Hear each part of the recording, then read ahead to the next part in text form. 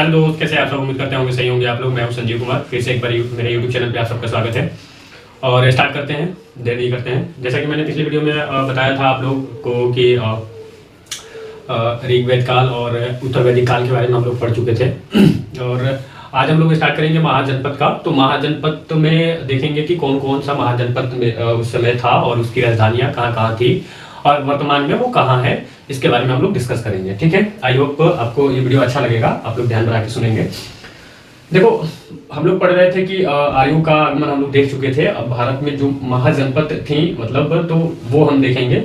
महाजनपदों का उदय हमें कहाँ से प्राप्त होता है? तो सबसे पहले जब महात्मा बुद्ध के जन्म के पूर्व छठवीं शताब्दी के ईसा पूर्व में लगभग भारतवर्ष का जिक्र 16 महाजनपदों में जिक्र किया गया है। ठीक है, और इसकी जानकारी जो हमें प्राप्त होता है वो हमें बौद्ध ग्रंथ अंगुत्तर निकाय से मिलता है।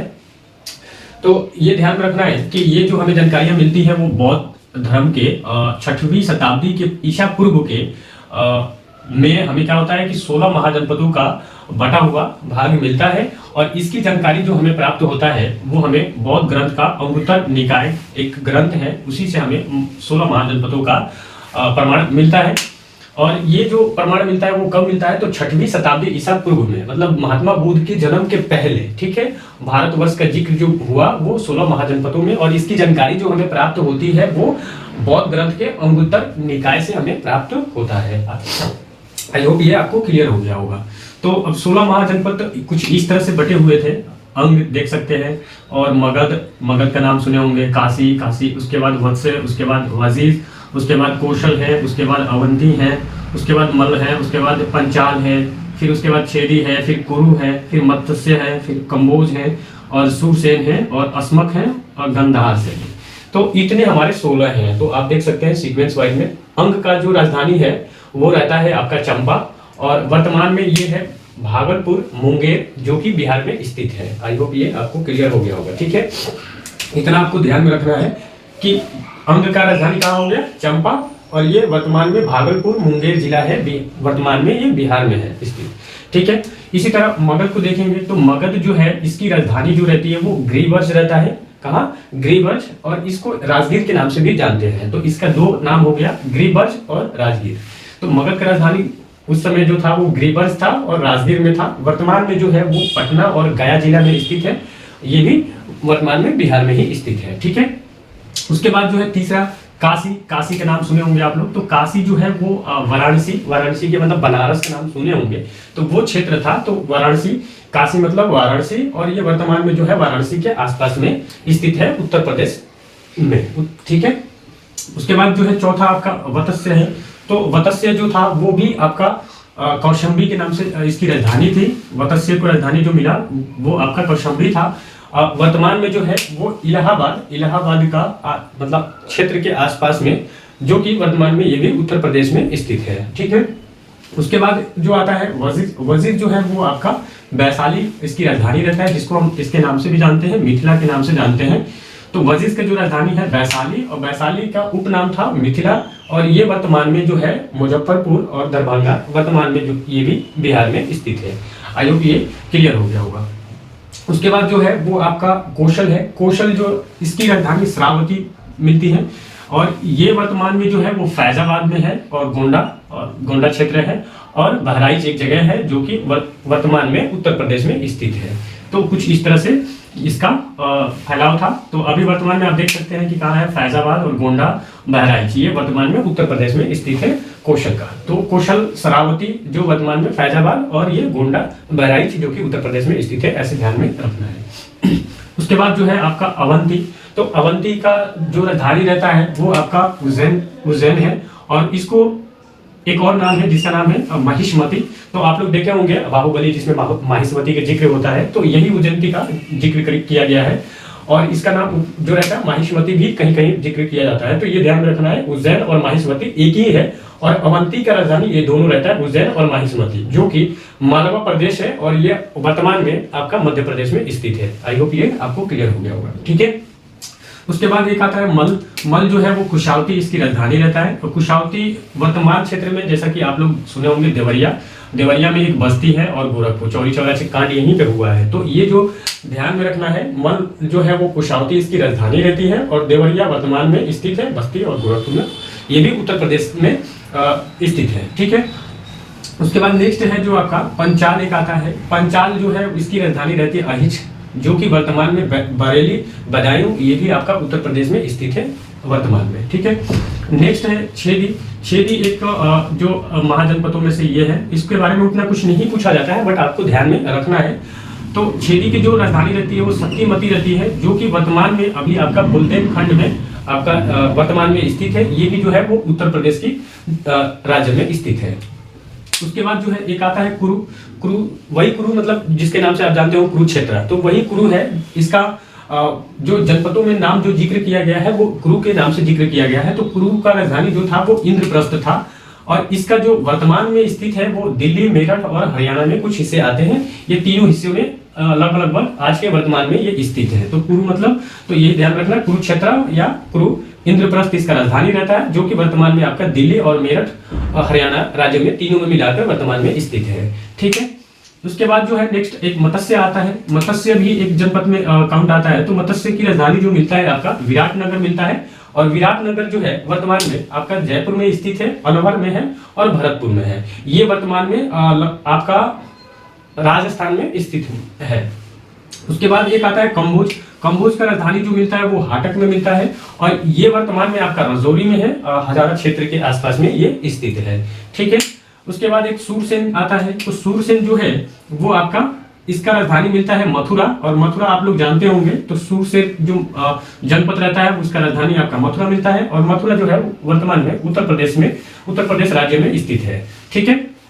उसके बाद एक आता है अस्मक।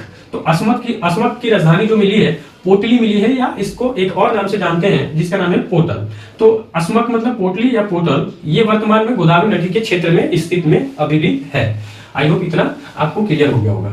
और लास्ट में एक आता है गंधार। तो गंधार भी बहुत उस समय के समय में फेमस जगह रहा है। तो ये गंधार की जो राजधानी रहती है वो तक्षशिला मिलता है और तक्षशिला जो अभी वर्तमान में ये मिलेगा आपको रावलपिंडी में, पेशावर में, जो कि ये अभी वर्तमान में पाकिस्तान के कुछ हिस्से में है ये। ठीक है। तो रावलपिंडी और पेशावर जो मिलते हैं वो आपका पाकिस्तान में वर्तमान में स्थित है और ये गंधार शैली के नाम से जिसको जानते भी है। तो गंधार की राजधानी जो था वो तक्षशिला, रावलपिंडी और आपका पेशावर वर्तमान में आपका पाकिस्तान में स्थित है। आई होप ये इस तरह से आपको 16 महाजनपदों में आपको बताया। और ये जो 16 महाजनपदों का उदय जो मिलता है हमें, मतलब भारतवर्ष के जो 16 महाजनपदों का, तो बौद्ध ग्रंथ के अंगुत्तर निकाय से ये हमें प्राप्त होता है। मतलब जो अंगुत्तर है ये आपका बुद्ध के जन्म के पहले के ये 6वीं शताब्दी में प्राप्त होते हैं। आई होप इतना आपको क्लियर हो गया होगा। अब जो है इसके बाद हमें जो देखना है, अब स्टार्ट करेंगे। जैसे धर्म के बारे में हम लोग बताया था कि ऋग्वेद, यजुर्वेद, सामवेद जो था, इस तरह से ये सारे अब सीक्वेंस वाइज हम लोग पढ़ेंगे धर्म के बारे में। तो सबसे पहले हम स्टार्ट करते हैं जैन धर्म से। तो जैन धर्म जो है आपको ध्यान रखना है, ये भी एक बहुत बड़ा ये था उस समय का। तो जैन धर्म था, इसके बारे में हम लोग देखेंगे। इसके बाद नेक्स्ट वाले वीडियो में हम लोग बौद्ध धर्म के देखेंगे और बाकी जितने भी धर्म है उसके बारे में देखेंगे। तो स्टार्ट करते हैं। जैन धर्म जो है, जैन धर्म के संस्थापक या प्रथम तीर्थक ऋषभ देव को माना जाता है। ये आपको ध्यान में रखना है। तो ये सीधे इस तरह से सवाल पूछे जा सकते हैं कि जैन धर्म के संस्थापक कौन थे। तो आपको ध्यान में रखना है ऋषभ देव जो है ये आपका जैन धर्म के संस्थापक रहते हैं। ये प्रथम तीर्थक भी रहते हैं, ये ध्यान में रखना है। तो ये भी पूछ सकता है कि प्रथम जो तीर्थक है वो आपका कौन है जैन धर्म का। तो ऋषभ देव को आपको ध्यान में रखना है। आई होप ये आपको क्लियर हो गया होगा। उसके बाद जो है ये जैन धर्म के आता है कि कल्पसूत्र एक ग्रंथ है। कल्पसूत्र में जैन परंपराओं का सर्वाधिक लोकप्रिय ग्रंथ माना गया है। जैसा कि मैंने पिछले बार भी बताया था, जातक में और दोनों में मैंने डिफरेंट आपको बताया था, कथा वस्तु और कल्पसूत्र में। तो ये ध्यान में, इसमें कंफ्यूजन नहीं होना है। आप लोग अगर नहीं देखे होंगे तो वो वाला वीडियो आप लोग देखेंगे तो क्लियर हो जाएगा। तो कल्पसूत्र जैन परंपराओं का सर्वाधिक प्रिय ग्रंथ था और इसके अनुसार जैन धर्म में लगभग 24 त्रिनेत्रकों के जन्म से निवारण की जानकारियां प्राप्त होती हैं। तो इनके अनुसार जो है कल्पसूत्र के अनुसार जो जैन धर्म के त्रिनेत्र हुए टोटल आपका 24 माने गए हैं और इनमें से सबसे लोकप्रिय जो था वो आपका ऋषभदेव और एक आते हैं महावीर स्वामी। ठीक है, तो इसके बारे में भी देखेंगे आगे। तो आपको जो ध्यान में रखना है वो इतना ध्यान में रखना है कि जैन धर्म जो है वो आपका इसका संस्थापक ऋषभदेव रहते हैं। ये ऋषभदेव आपका प्रथम तीर्थंकर रहते हैं। उसके बाद जो है कल्पसूत्र में ही सर्वप्रथम 24 तीर्थंकरों का जन्म का निवारण की इससे पता चलता है। इतना आपको ध्यान रखना है। उसके बाद जैन धर्म के 23वें आते हैं, एक 23वें तीर्थंकर आते हैं जिसका नाम उनका नाम रहता है पार्श्वनाथ। तो पार्श्वनाथ जो है वो इस प्रकार हुए, 23वें क्या हुए, तीर्थंकर हुए, और जो काशी के इच्छाऊ वंशीय राजा अश्वसेन के पुत्र रहते हैं। ठीक है, और इन्होंने 30 वर्ष की अवस्था में संन्यास जीवन की स्वीकार लिया। इनकी द्वारा दिए गए शिक्षा जो थी वो चार तरह से था। तो इनके द्वारा जो शिक्षा दिया गया था वो हिंसा ना करना, सदा सत्य बोलना, और चोरी ना करना, और संपत्ति को ना रखना। तो इस तरह से आपको 4 क्रम में आपको ध्यान रखना है कि जो जैन धर्म के 23वें तीर्थंकर रहते हैं वो आपका पार्श्वनाथ हो जाते हैं। और पार्श्वनाथ जो है वो काशी के इच्छाऊ वंशीय राजा अश्वसेन के पुत्र रहते हैं, और इन्होंने 30 वर्ष की अवस्था में संन्यास जीवन को स्वीकार लिया था। और इनके द्वारा जो दिए गए शिक्षा थी वो इस प्रकार था। पहला, हिंसा ना करना, सदा सत्य बोलना, तीसरा आपका चोरी ना करना, और चौथा आपको संपत्ति न रखना। इस तरह से इनका दिए गए शिक्षा था। उसके बाद जो है अब आते हैं महावीर स्वामी। तो महावीर स्वामी जो है वो आपका जैन धर्म के 24वें तीर्थंकर होते हैं। ठीक है, ये लास्ट रहते हैं, आपको ये ध्यान रखना है। तो महावीर स्वामी जो हो गए वो 24वें तीर्थंकर हो गए, और ये अंतिम तीर्थंकर हुए। ठीक है, इस तरह से ये क्वेश्चन पूछ सकता है कि जैन धर्म के अंतिम तीर्थंकर कौन हुए। तो आपको ध्यान में रखना है महावीर स्वामी हुए, और ये 24 हुए थे। ठीक है, उसके बाद जो थे महावीर स्वामी का जो जन्म होता है वो आपका 540 ईसा पूर्व में कुंडग्राम का एक जगह रहता है, जो कि वर्तमान में आपका वैशाली जिला बिहार में स्थित है ना। तो यहाँ पे क्या है, इनका जन्म होता है कहाँ पे, कुंडग्राम में, ये ध्यान में रखना है। और कितने में होता है, तो 540 ईसा पूर्व में इनका जन्म होता है। और वर्तमान में जो स्थित है ये कुंडग्राम, ये आपका वैशाली है, जो कि आप लोग सुने होंगे हाजीपुर के नाम। ठीक है, तो इनका यहाँ पे जन्म होता है। और इनके पिता के जो नाम रहता है वो नाम रहता है सिद्धार्थ। तो यहाँ से भी क्वेश्चन पूछे जा सकते हैं कि महावीर स्वामी के पिता का नाम क्या था। तो आपको ध्यान में रखना है कि महावीर स्वामी के पिता के नाम सिद्धार्थ हैं, जो कि ज्ञातक कुल के सरदार रहते हैं। कौन, अब इनके पिता ज्ञातक कुल के सरदार रहते हैं, और इनकी माता जो है वो त्रिशला लिच्छवी राजा चेतक की बहन रहती है। लिच्छवी राजा चेतक की बहन रहती है। तो ये ध्यान में रखना है कि इनके माता जो है वो त्रिशला लिच्छवी राजा चेतक की बहन रहती है। किनकी, महावीर स्वामी का। ठीक है, आई होप इतना आपको क्लियर हो गया होगा। उसके बाद इनका मतलब शादी होता है। तो यहाँ से भी क्वेश्चन पूछे जाते हैं।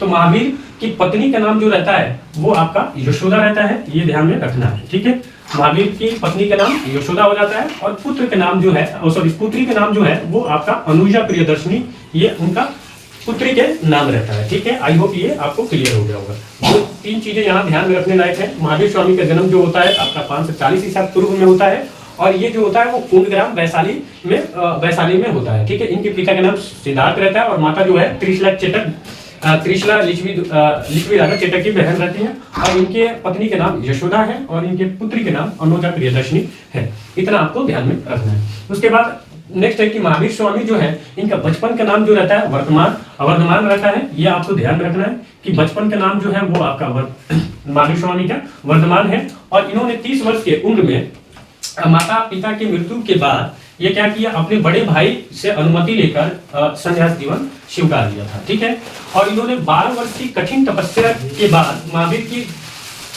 जामिक समीप ऋषुपालिका नदी के तट पे और साल वृक्ष की तपस्या करते हुए संपूर्ण ज्ञान की इनको प्राप्ति हुई थी। और इसी समय से लगभग महावीर को जीन के नाम से जानते हैं, ये ध्यान में रखना है।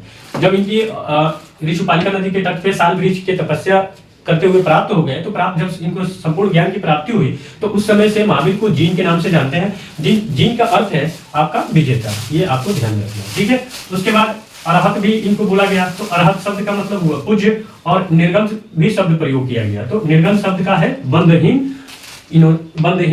लगभग ये 3 चीज जब ज्ञान की प्राप्ति इनकी हो जाती है तब इनको ये कहा जाता है। तो अरहत और निर्गम और जीन इनके ज्ञान की प्राप्ति को ही बोलते हैं। ठीक है, उसके बाद जो है महावीर ने अपना उपदेश जो दिए हुए हैं वो प्राकृत भाषा में दिया है, यानी प्रकृति में दिया है, अर्धमगही इसको बोलते हैं। तो यहाँ से क्वेश्चन पूछे जा सकते हैं कि महावीर का महावीर ने अपना उपदेश दिया तो किस भाषा में दिया है, तो ये ध्यान में रखना है कि प्राकृत में इन्होंने अपना उपदेश दिया, जिसको हम लोग बोलते हैं अर्धमगही भाषा।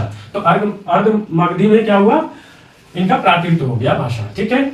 उसके बाद जो है कि महावीर के अनुयायियों को मूलतः निर्गत कहा गया। तो देखो अनुयायियों का मतलब हुआ कि जो ये इनके मतलब क्या बोलते हैं कि इनके सलाह पे जो चलने के जो लोग चलते थे उन्हीं को अनुयायी बोलते हैं। तो ये अनुयायी बोला गया निर्गत। तो ये हो गया, आपको ध्यान रखना है कि निर्गत शब्द जो है वो इनके अनुयायी से संबंधित हो गया।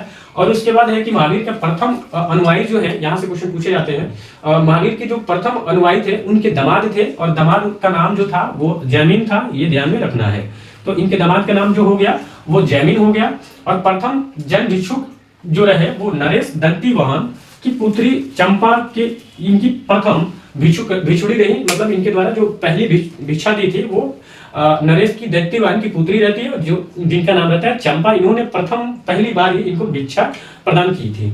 तो ये ध्यान में रखना है। उसके बाद जो है यहाँ से क्वेश्चन आपको पूछे जाते हैं कि प्रथम, द्वितीय और तृतीय। तो इस क्रम में आपको ध्यान रखना है कि प्रथम जो रहते हैं वो ऋषभदेव, ठीक है, और दूसरा जो रहते हैं आपका अजितनाथ, और तीसरा जो रहते हैं आपका संभव। तो इस इधर से 3 क्रम में आपको ध्यान में रखना है। और बाकी 23वें नंबर को ध्यान रखना है कि 23वें पार्श्वनाथ रहते हैं, और 24वें जो रहते हैं वो महावीर स्वामी रहते हैं, और प्रथम जो रहते हैं आपका ऋषभदेव।